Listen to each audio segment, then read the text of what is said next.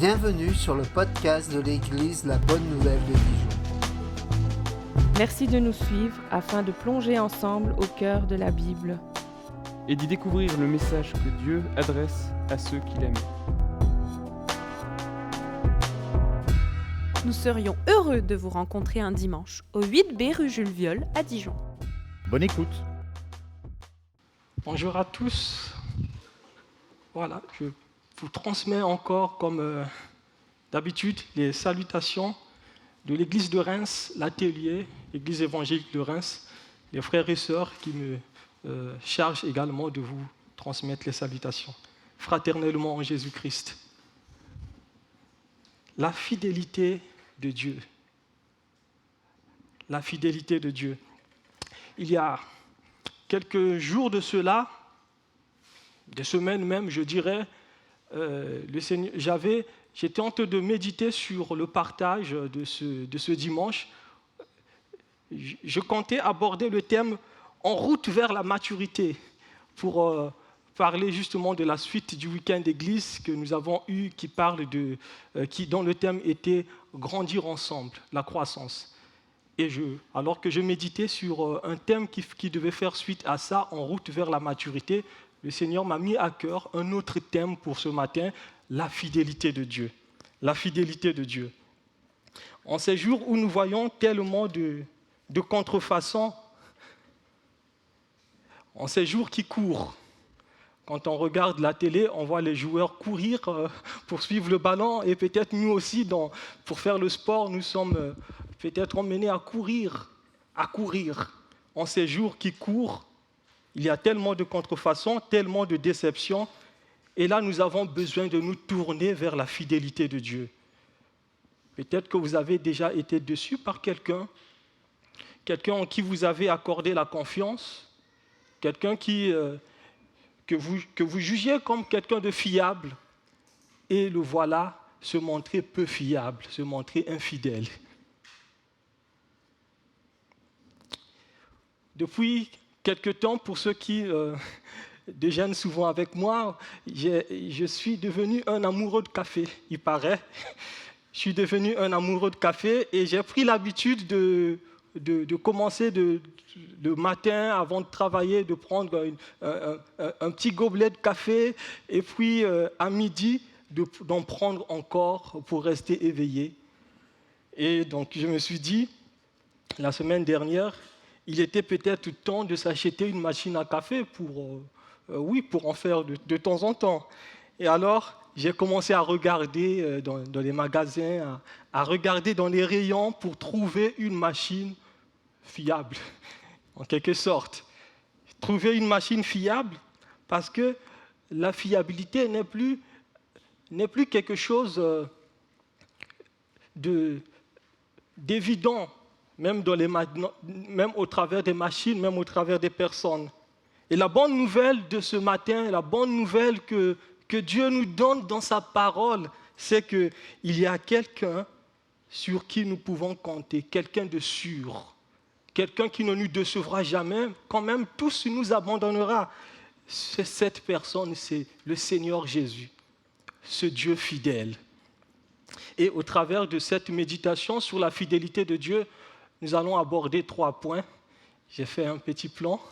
Nous allons voir dans un premier temps que la fidélité de Dieu est un attribut de sa personne. Dieu est fidèle. La fidélité de Dieu est un attribut de sa personne. Et nous verrons dans un deuxième temps que la fidélité de Dieu garantit même l'accomplissement de ses promesses. Ce que Dieu dit, il le fait. Ce qu'il promet, il le réalise. La fidélité de Dieu est la source même de notre espérance. En ces jours qui courent, la fidélité de Dieu est la source de notre espérance. Alors, avant d'aborder ces différents points, je vous invite encore à la prière.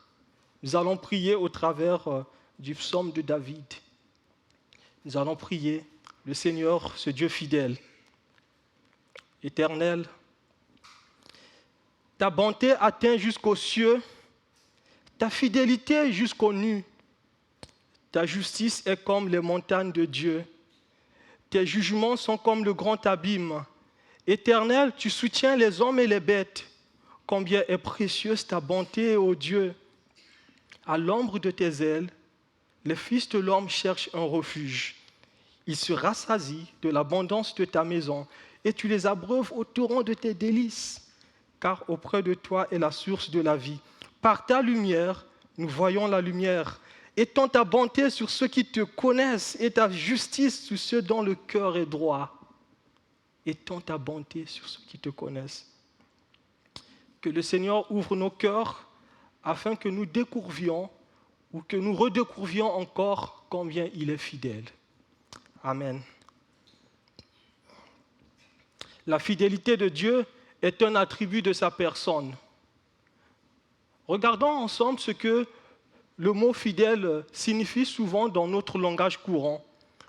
Souvent, quand on dit une personne est fidèle, c'est une personne qui est fiable, une personne qui est digne de confiance. Quand on regarde les dictionnaires comme le Larousse ou le Robert, pour définir ce que veut dire fidèle, c'est quelqu'un de fiable, quelqu'un digne de confiance, quelqu'un de loyal, quelqu'un sur laquelle en qui on peut compter. C'est quelqu'un qui tient sa parole, quelqu'un qui ne nous abandonne pas quand les circonstances se compliquent. Quelqu'un de sûr. Et malheureusement, cette fidélité est devenue rare quand on regarde dans notre société, cette société parfois qui oublie Dieu. La fidélité n'est pas la valeur cardinale de la société. Même dans les couples, dans le mariage, chercher un mari fidèle, une épouse fidèle. Oui. Il en est de même par exemple, dans l'exemple de la machine à café ou dans les publicités. Quand on regarde les publicités, nous promettent « Ah, si vous achetez ce vidéoprojecteur, c'est sûr vous aurez l'image voulue. Vous achetez cette machine à café, c'est bon, ça va durer. Vous achetez cet ordinateur, ça vous permettra, dès que vous lancez une commande, hop, vous avez le résultat rapidement. » Oui. Mais parfois, on est déçu par le résultat que nous obtenons de ces expériences avec des outils, des machines et autres choses. Mais soyons honnêtes, le problème ne concerne pas seulement, quand on regarde même les politiciens, il faut aller dans les campagnes pour en faire toute une liste. Si vous votez pour moi, je ferai ceci. Si vous votez pour moi, je vais changer ceci, je vais mettre la peinture, Des promesses. Mais combien de ces promesses sont réelles ou sont réalisées? Et le problème n'est pas seulement les politiciens ou les fabricants ou la publicité. Le problème est aussi chacun de nous. En réalité, humainement, nous sommes des gens qui changent. L'humain est changeant. Mais il y a une personne qui ne change pas. Il y a une personne qui est le même. Hier, aujourd'hui, éternellement, il est stable. C'est Dieu. Dieu ne change pas. Dieu ne change pas. Et ce Dieu, lorsqu'il se présente à Moïse au mont Sinaï, il se présente comme l'Éternel, celui qui est riche en bonté et en fidélité. Et là, ce qui s'est passé avec les enfants d'Israël, ce qui s'est passé dans le texte que nous allons lire de Exode 34, versets 5 à 7, c'est que Dieu, il avait écrit sur les tables de la loi ces paroles, ces 10 commandements qu'il a remis à son serviteur Moïse. Et puis Moïse, il arrive devant le peuple de l'alliance, le peuple qui a fait alliance avec Dieu, le peuple qui a juré fidélité à Dieu. Et le voilà se détourner de Dieu pour se faire un veau, une idole, pour se prosterner devant cette idole en disant « c'est mon Dieu ». Et Moïse, dans la colère, il jette les tables de la loi. Et dans le chapitre 34, Dieu il manifeste encore sa bonté, sa bienveillance envers son peuple, en demandant à Moïse de monter sur la montagne avec de nouvelles pierres pour qu'il puisse écrire ses paroles. Et nous allons voir comment cet éternel, ce Dieu, il se présente. Exode 34, versets 5 à 7. Moïse tailla 2 tables de pierre comme les premières. Il se leva de bon matin et monta sur la montagne de Sinaï selon l'ordre que l'Éternel lui avait données. Et il prit dans sa main 2 tables de pierre. L'Éternel descendit dans une nuée, se tint là auprès de lui et proclama le nom de l'Éternel. Et l'Éternel passa devant lui et s'écria, « L'Éternel, l'Éternel, Dieu miséricordieux et compatissant, lent à la colère, riche en bonté et en fidélité, qui conserve son amour jusqu'à 1000 générations, qui pardonne l'iniquité, la rébellion et le péché, mais qui ne tient point le coupable pour innocent, et qui punit l'iniquité des pères sur les enfants et sur les enfants des enfants jusqu'à la 3e et la 4e génération. » Quelle magnifique présentation. Dieu se révèle à Moïse là comme étant un Dieu de grâce, un Dieu de bonté, de fidélité, un Dieu qui est riche, riche en bonté, riche en fidélité.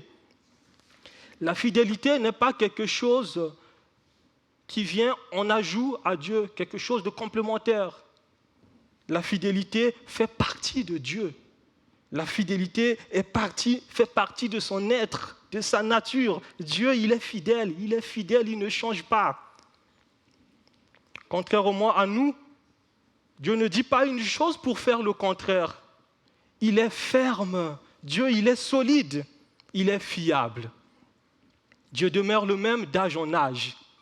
Il n'est pas surpris par les temps. Et nous, parfois, quand je compare encore à quand j'étais au lycée, je jouais au ballon, je courais, je ne me souciais peut-être pas du temps, mais là, parfois, quand je vois, ah oui, le temps passe. Oui, il y a le temps qui est là. Nous subissons l'effet du temps. Nous vieillissons. Dieu, il n'est pas surpris par le temps, il demeure le même. Quelques années plus tard, alors que Moïse il s'apprête à quitter les enfants d'Israël, ce peuple qu'il a porté, il les a accompagnés depuis la traversée de la mer Rouge. Moïse il est resté avec le peuple pendant les 40 ans dans les déserts. Et là, Moïse va partir. Il va laisser ce peuple. Et là, Moïse, il va rappeler à ce peuple, Dieu, il est fidèle. Dans Deutéronome 7, le verset 9 que nous allons encore lire, c'est important. Moïse rappelle à ce peuple, sache donc que l'Éternel, ton Dieu, qui est Dieu, ce Dieu fidèle garde son alliance et sa miséricorde jusqu'à 1000 générations envers ceux qui l'aiment et qui observent ses commandements. Pourquoi Moïse insiste sur cette vérité? Parce qu'Israël, il était en Égypte. Israël a vu des idoles, il en a fait aussi. Il était tenté de compter sur ses idoles. Mais au-delà de ça, Israël, il a vu ce que Dieu a fait.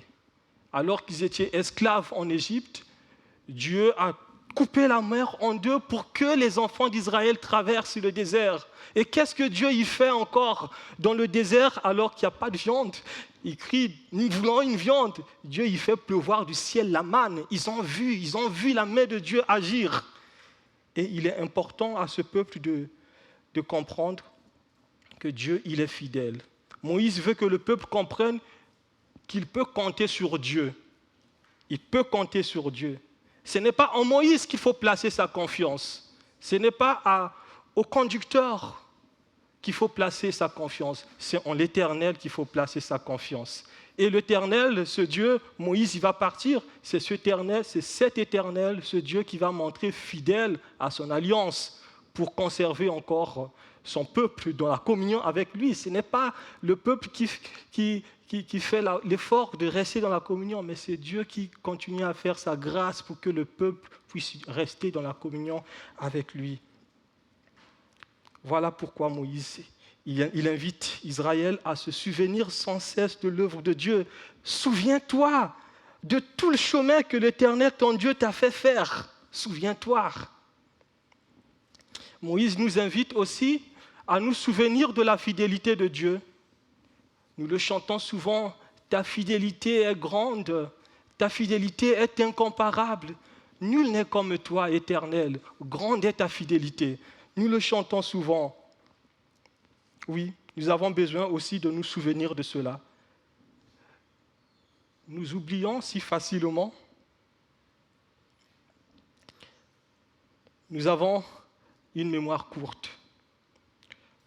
Lorsque nous regardons un peu en arrière, combien Dieu a été fidèle dans notre vie, dans notre marche avec lui. Dieu, il est fidèle. Dieu, il a été fidèle hier envers nous. Qui va lever le doigt pour dire non, Dieu n'a pas été fidèle. Dieu a été fidèle hier. Dieu est fidèle aujourd'hui. Dieu, il sera encore fidèle demain. Même si nous ne voyons pas, peut-être que nous sommes dans l'épreuve, dans la souffrance. Nous nous posons beaucoup de questions. Nous avons des doutes. Est-ce que Dieu sera fidèle demain? Ce n'est pas votre problème. Il dit, ce n'est pas votre problème de vous soucier de ma fidélité. Ce que lui, il attend de nous, c'est justement de lui faire confiance. Lui, il se charge de son problème. Il sera fidèle parce qu'il est fidèle. Parce que son nom, c'est un Dieu fidèle. Et dans le psaume 102, le verset 26 à 28, le Seigneur, il dit, l'Éternel Dieu, ils périront. Ils périront, mais toi, tu existes, toi, tu subsistes. Ils useront tous comme des vêtements, mais toi, tu es toujours le même, tes années ne finiront pas. Oui, Dieu demeure le même. Et Jacques, il dit dans le chapitre 1, le verset 17, que Dieu, il est le même hier, aujourd'hui.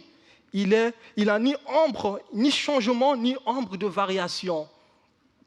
Et là, quand vous lisez les prophètes, nous voyons le message des prophètes revenir souvent, comme le prophète Ésaïe qui va dire au peuple justement, ce peuple qui est infidèle à Dieu, de justement faire confiance à ce Dieu fidèle. Cessez de vous confier en l'homme, parce que le peuple se confiait en l'homme. Israël, tantôt, il cherchait sa sécurité dans les autres armées, comme les Babyloniens, ils comptaient sur les Babyloniens, ils comptaient sur l'Égypte pour sa défense. Et Ésaïe, il dit, non, ce n'est pas en des personnes, en des armées que vous devez chercher à vous confier. Cessez de vous confier en l'homme, dans les narines duquel il n'y a qu'un souffle. Confiez-vous plutôt en l'Éternel, ce Dieu qui ne change pas. Il est fidèle parce que c'est sa nature. Il est le même, il demeure le même, il est dans le premier bloc. Comment on va le définir? Il est riche en bonté et en fidélité. Imaginez si on pouvait représenter cette salle de richesse, de l'or, cette salle serait remplie de la richesse. Et Dieu, il est riche en bonté et en fidélité. Nous sommes en manque, il nous fera grâce. Regardons le deuxième point. La fidélité de Dieu garantit l'accomplissement de ses promesses. Dieu a manifesté sa bonté et sa fidélité d'une façon extraordinaire dans l'histoire du salut. Tout commence avec Abraham. Tout commence avec Abraham alors que Dieu, il appelle Abraham et lui fait une promesse. Dans Exode, chapitre 12, Exode 12, le verset 1 à 2, on va voir cet appel que Dieu fait à Abraham. L'appel de Dieu, on va le lire, Exode 12, le verset 1 à 2. L'Éternel dit à Abraham, « Va-t'en de ton pays, de ta patrie, de la maison de ton père, dans le pays que je te montrerai. Je ferai de toi une grande nation. Je te bénirai. Je rendrai ton nom grand et tu seras une source de bénédiction. Je bénirai ceux qui te béniront et je maudirai ceux qui te maudiront. Et toutes les familles de la terre seront bénies en toi. » Cette promesse, c'est Dieu qui fait cette promesse. Cette promesse ne repose pas sur la capacité d'Abraham. Ça repose uniquement sur la parole de Dieu. C'est Dieu qui fait cette promesse. Et Abraham, qu'est-ce qu'il fait? Il répond par la foi. Il répond par la foi à l'appel de Dieu. Abraham, il partit sans savoir où il allait. Il eut simplement confiance en Dieu. Et là, dans l'histoire, on voit plus tard, Dieu promet à Abraham un héritier légitime. Mais Abraham a une femme, Sarah, qui est stérile. Dieu promet à Abraham un héritier légitime. Les années passent, Abraham et Sarah n'ont toujours pas d'enfants. La situation devient de plus en plus difficile. Sarah est stérile. Mais comment cette parole de Dieu, comment cette promesse de Dieu va se réaliser alors que Abraham, Sarah, ils se posent même des questions. Mais nous sommes âgés quand même, nous avons atteint les 90. On est vieux quand même. Qui peut imaginer que nous aurons un enfant? Eh oui, Dieu, il a promis. À vue humaine, c'est impossible à vue humaine. Personne ne va imaginer qu'une femme de 90 ans, qui était stérile depuis sa jeunesse, et dans la vieillesse, va mettre au monde. Personne. Mais pourtant, Dieu, dans sa parole, il promet justement à Sarah, à Abraham, que vous aurez un héritier légitime. Et ce qui se passe dans cette histoire, plus tard, Dieu y réalise sa parole. Abraham et Sarah, ils ont eu un enfant dans la vieillesse, qu'ils ont appelé Isaac. Et là, on voit Isaac, après Jacob, et on voit jusqu'à ce que cette bénédiction d'une peuple nombreuse se met en route. Le chemin est tracé jusqu'à Jésus-Christ, qui est fils d'Abraham aussi. Quand on lit la généalogie de Matthieu, Jésus-Christ, il est fils d'Abraham, il est fils de David. On voit comment Dieu y tient sa promesse. Et là, lorsque Abraham et Sarah, ils attendaient, Dieu, il leur disait justement, je reviendrai vers toi à cette époque et Sarah, ta femme, aura un fils. Il n'y a rien qui soit étonnant de la part de l'Éternel. Au temps fixé, je reviendrai vers toi et Sarah aura un fils. Ah oui, Dieu demeure le même. Et l'auteur de l'Épître aux Hébreux, dans le texte que nous allons lire, nous donne les indices de la fidélité de Dieu. Hébreux, le chapitre 11, le verset 11 à 12. Voyons, l'auteur, il nous dit, c'est par la foi que Sarah, elle-même, malgré son âge avancé, fut rendue capable d'avoir une postérité, parce qu'elle crut à la fidélité de Dieu. Elle crut à quoi? À la fidélité de Dieu. Il écrit à la fidélité de celui qui avait fait cette promesse. C'est pourquoi, d'un seul homme déjà usé de corps, naquit une postérité nombreuse comme les étoiles du ciel, comme le sable qui est sur le bord de la mer et qu'on ne peut compter. Remarquons bien ce qui est dit dans ce texte. Sarah ne regarde pas à son âge avancé, à son état de stérile, mais Sarah regarde plutôt à la fidélité de Dieu, à la fidélité de celui qui a fait cette promesse, parce que celui qui a fait la promesse n'est pas un homme pour mentir, c'est un Dieu d'éternité, c'est celui qui dit la chose arrive, qui ordonne, elle existe. Et voilà le fondement même de notre foi. Ce n'est pas en nous, ce n'est pas en nos capacités, ce n'est pas en nos possibilités, mais c'est en la fidélité de Dieu. En la fidélité de Dieu.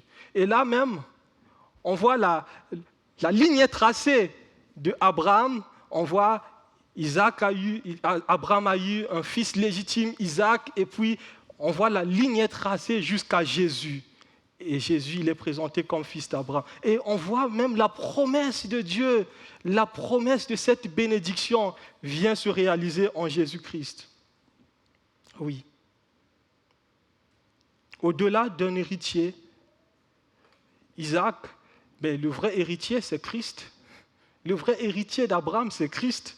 La promesse inconditionnelle de Dieu que Dieu a fait à Abraham d'être une source de bénédiction, que toutes les familles de la terre seront bénies en lui, s'accomplit en Jésus-Christ. Oui. Et dans Romains, nous voyons l'apôtre Paul dire justement, le vrai juif, ce n'est pas celui qui en a les dehors, mais celui qui en est intérieurement. Le signe pour rester dans l'alliance avec Abraham, pour être juif, c'est la circoncision. L'apôtre Paul va dire, la circoncision n'est pas la circoncision de la chair, mais c'est la circoncision de cœur.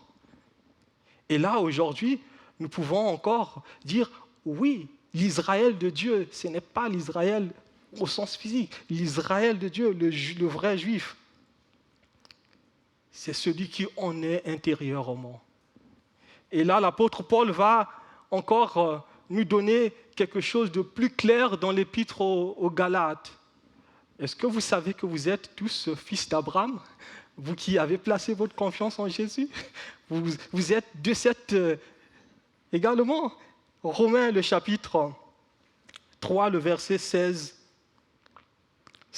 à 29, on va voir. Or, les promesses ont été faites à Abraham et à sa postérité. Il n'est pas dit « et aux postérités » comme s'il s'agissait de plusieurs.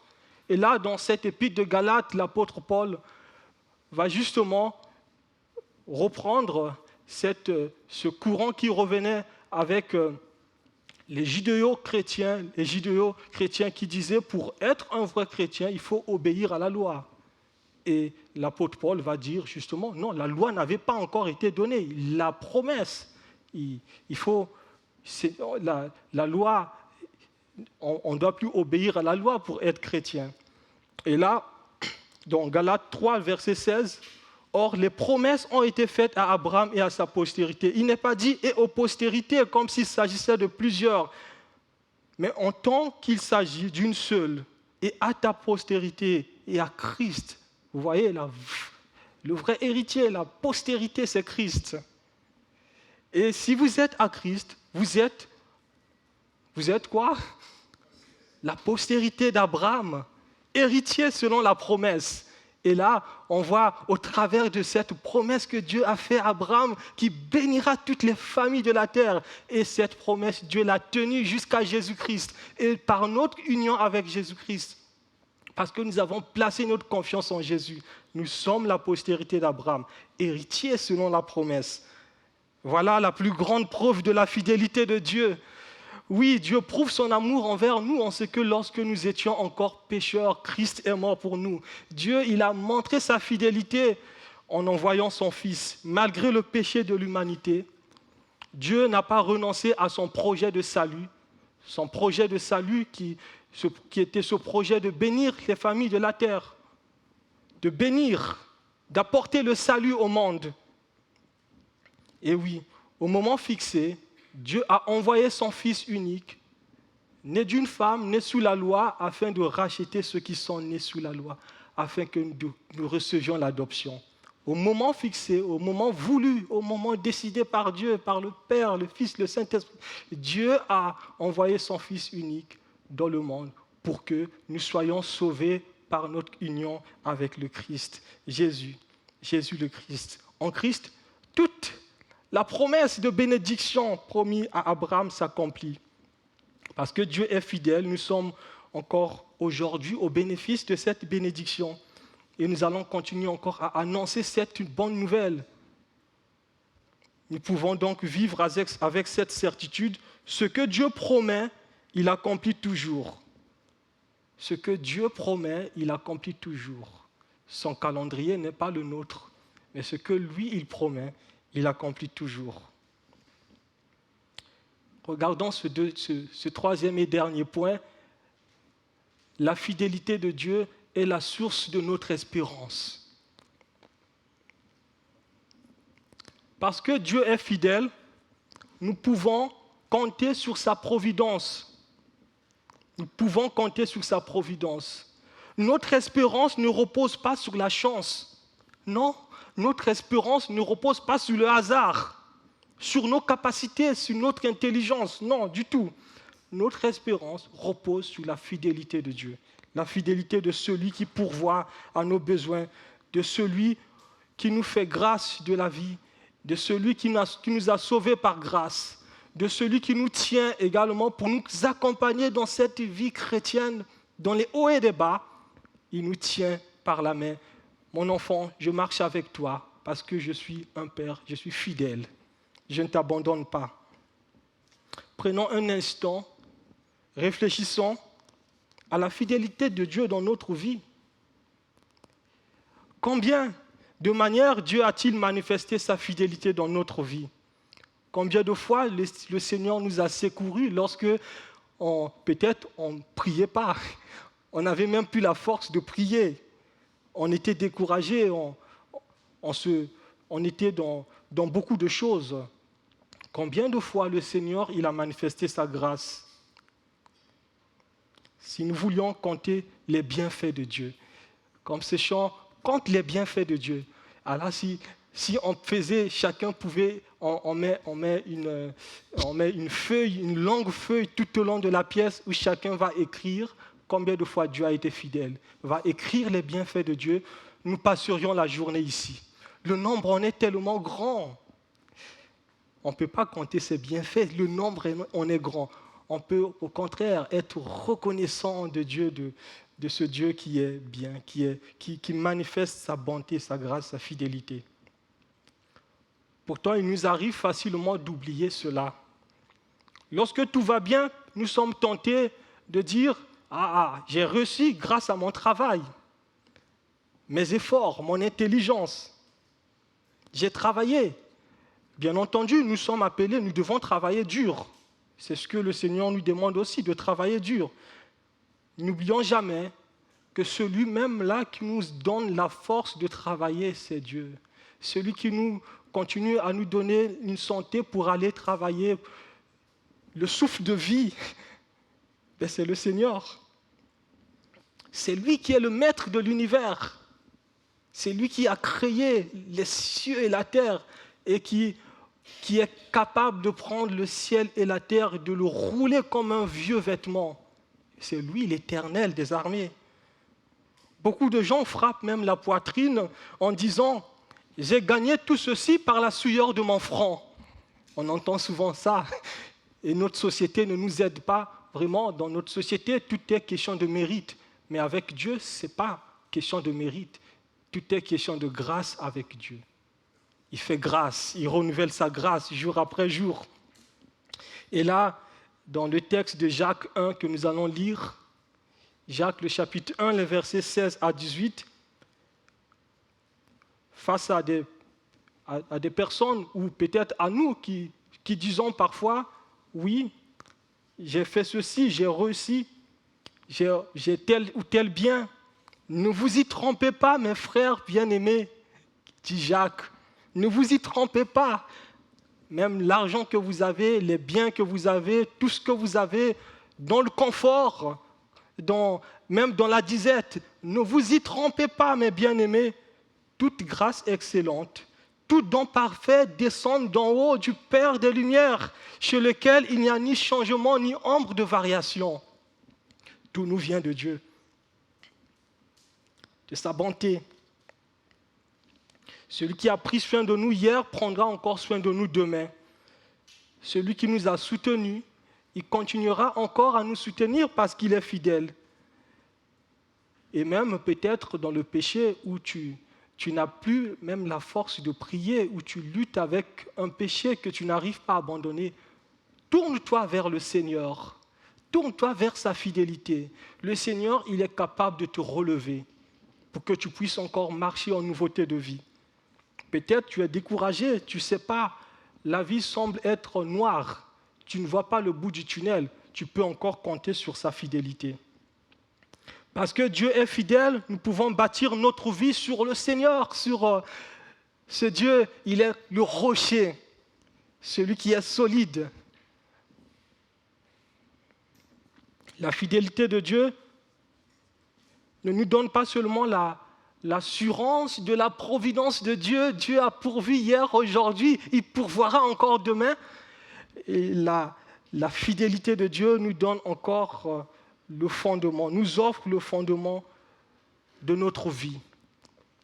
Rappelons-nous de cette parabole qu'on a fait avec moi, je ne sais plus c'était quand, le sermon sur la montagne, la parabole des deux maisons. Une maison fondée sur le roc et une maison qui est bâtie sur le sable. Et ce qui, on voyait pendant longtemps, les deux maisons n'avaient en apparence été des belles maisons. Hein. On ne pouvait pas reconnaître que ça c'est la bonne maison, ça c'est la maison qui est bâtie sur le sable. Rien ne laissait à penser que l'une est solide et que l'autre ne l'est pas. Puis vient la tempête. La tempête, les pluies tombent, les torrents débordent et le vent souffle. Mais c'est alors qu'on voit la différence entre la maison qui est bâtie sur le roc et la maison qui est bâtie sur le sable. Pareil pour notre vie. Fondons-nous sur le Seigneur. Tournons-nous vers le Seigneur. Ce Dieu qui est fidèle, il est ferme, il ne change pas. On peut bâtir notre vie sur lui. On peut fonder notre confiance de l'avenir, d'aujourd'hui, de demain, d'après-demain sur lui, sur ce roc, ce rocher des âges. Le Seigneur des armées, il est le rocher des âges. Le rocher, celui qui est solide. Et dans plusieurs psaumes, on voit les psalmistes encourager le peuple à ne pas trouver sa sécurité dans ce qui est dans le monde, qui est passager, qui est appelé à disparaître, mais à trouver sa confiance dans ce qui est sûr, solide, dans le Dieu, le rocher. Parce que Dieu est fidèle, il nous conduira jusqu'au bout. Il nous conduira jusqu'au bout. Il nous conduira au port. Il nous accompagnera dans notre voyage de la vie. La fidélité de Dieu ne s'arrête pas à son appel. Dieu nous appelle à la communion avec lui, alors que nous étions encore dans les ténèbres. C'est lui qui nous a lancé l'appel intérieur. Mon enfant, repens-toi de tes péchés, viens à moi. C'est lui qui nous a lancé cet appel. Dieu a tant aimé le monde, il a donné son Fils unique, afin que celui qui place sa confiance en lui soit sauvé. Cet appel intérieur qui un jour a sonné dans nos cœurs pour que nous venions au Seigneur. Ce Seigneur qui est fidèle, il nous accompagne aussi tout au long de cette vie chrétienne. Il y aura des jours de joie ou des jours de tristesse. Il y aura des jours où nous aurons des victoires. Il y aura des jours où nous serons peut-être dans la déception, dans l'épreuve, dans la douleur. Mais pendant tout ce temps, n'oublions pas une chose, la fidélité de Dieu. N'oublions pas la fidélité de Dieu. Et il y aura des jours où même nous serons infidèles, où je ne sais pas, maintes fois j'ai dit, « Ah Seigneur, je veux faire ceci, je ne l'ai pas fait. » Il y aura maintes fois où nous serons infidèles à Dieu. Mais lui, il va demeurer fidèle. C'est ce que nous dit la parole de Dieu dans 2 Timothée, le chapitre 2, le verset 13. Si nous sommes infidèles, lui demeure fidèle, car il ne peut se régner lui-même. C'est sa nature, il est fidèle, le Dieu fidèle qui ne change pas. Quand même nous sommes infidèles, lui, il demeure fidèle. Notre espérance repose d'abord sur la fidélité de Dieu et non sur notre perfection, non sur notre fidélité. Lorsque nous tombons, Dieu nous relève dans sa grâce. Lorsque nous sommes découragés, il peut nous encourager encore. Il nous encourage dans sa grâce. Lorsque nous traversons la vallée de l'ombre de la mort, il est là, il est avec nous. Parfois, au fond, nous ne voyons pas, mais il est là, il marche avec nous dans l'épreuve, dans la souffrance, dans les joies et dans les peines. Jésus lui-même, il a fait cette promesse. N'oublions jamais cette promesse. Dans Matthieu 28, le verset 19 à 20. C'est le dernier passage. « Je suis avec vous tous les jours jusqu'à la fin du monde. » Tout à l'heure, le pasteur, dans sa prière, l'a cité. Et oui, Dieu ne nous a pas dit que nous aurons une vie chrétienne sans épreuve, sans souffrance. Il n'a pas dit ça. Mais ce que Dieu nous a promis, c'est sa présence. Il nous a promis sa présence. Sa présence est une garantie. Il sera avec nous tous les jours. Il est avec nous tous les jours jusqu'à la fin du monde. Et là, notre vie ressemble à un voyage. Chaque jour, nous traversons, nous avançons avec nos joies, nos souffrances, nos peines, même nos fardeaux. Mes amis, nous pouvons encore compter sur la fidélité de Dieu. Puisons notre énergie de demain sur sa fidélité et trouvons notre joie à l'obéissance à sa parole et dans la confiance de ce Dieu qui est fidèle. Merci Seigneur pour ton amour. Merci pour ta bonté, pour ta fidélité. Merci encore pour mes frères et sœurs ici. Je te prie pour ceux qui traversent encore la souffrance comme vous et d'autres frères et sœurs qui sont aussi âgés, qui sont mal dans leur corps. Au Seigneur, merci de fortifier mes frères et sœurs. Merci de relever ceux qui sont abattus. Merci encore de ce que tu es un Dieu fidèle. Tu as maintes fois manifesté ta fidélité envers l'Église. Nous voyons encore, nous pouvons nous souvenir, Seigneur, nous étions de l'autre côté, à rue Jules Viol, à rue du lycée. Tu nous as emmenés à rue Jules Viol et tu as continué à ton Église, tu permets à ton Église de continuer à faire culte, de continuer à te louer, à t'exalter, à célébrer ta fidélité. Et nous pouvons encore compter sur toi pour l'avenir de l'Église, ô Seigneur. Fortifie-nous dans notre fort intérieur et aide-nous tous les jours à nous souvenir de ta bonté, de ta fidélité, que nous avons en abondance en Jésus-Christ. Amen.